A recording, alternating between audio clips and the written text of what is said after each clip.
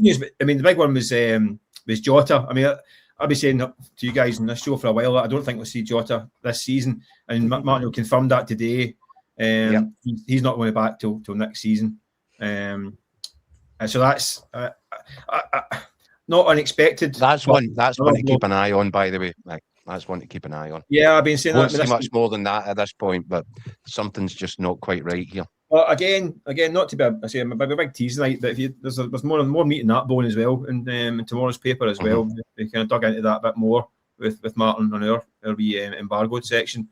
So that's interesting. I'll keep that on my cuff just now. But either way, you're not wasting this season, which is another blow. I think some fans have got in the head that we'll be back kind of February, March. But it was never going to be the case, I don't think. He's had a few wee bumps in the road as well in his rehab.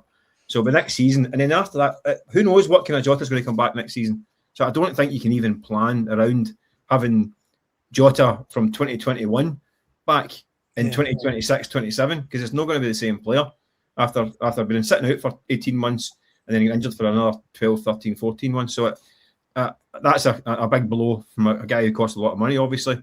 But they sold for a lot of money, so I guess you can balance that checkbook, I suppose. But yeah, the rest of them, I think Iniacho was fairly close, maybe the early next month. Sriracha just behind him. Arthur Johnson not till March probably. So there's not a lot of cheer for Celtic in terms of injuries. It's as you can aware. And still the striker search goes on. Just before we let you go, Mick, we've got plenty of comments coming in on this, and if you're watching at home and you want to get involved in the conversation, please do so. DD says if Martin O'Neill wins the title, it'll be the greatest domestic achievement in Scottish history and he deserves a statue. Woos says the board's an absolute joke. We will not win a title race if we don't get players in. Shambles. Paul Brady says Martin O'Neill's bailed out this board twice this season. If they fail to back him this season, book renewal will be an interesting watch. David Gillespie says the board are the ones who will destroy O'Neill's legacy. Shame on them.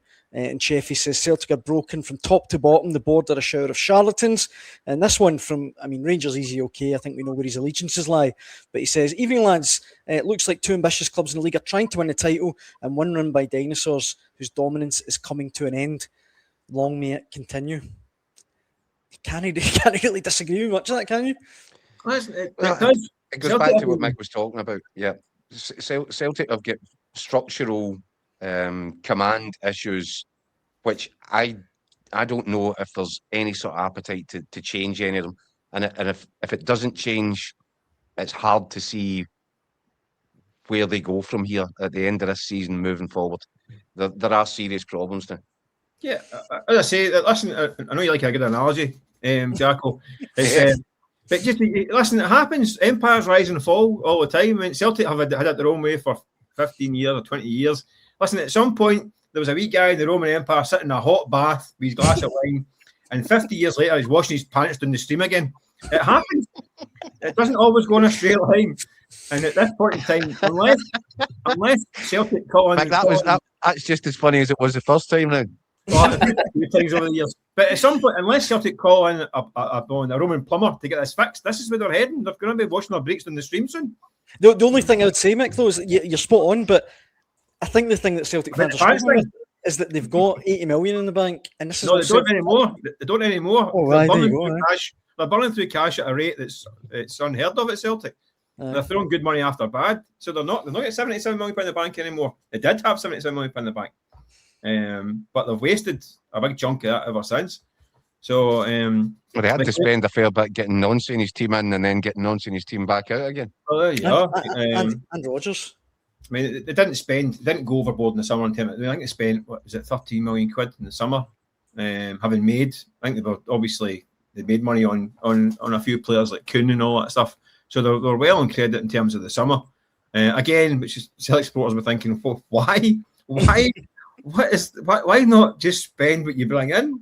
And this has happened over 2 or 3 windows, and the cash is going up. But they're now the rainy day fund that they talk about. They brought the rain on themselves. Really, they've turned the hose on themselves. Yeah. Mick, it's always a pleasure having you in the Hotline Live. Thank you so much for joining us. We'll let you go and get your dinner.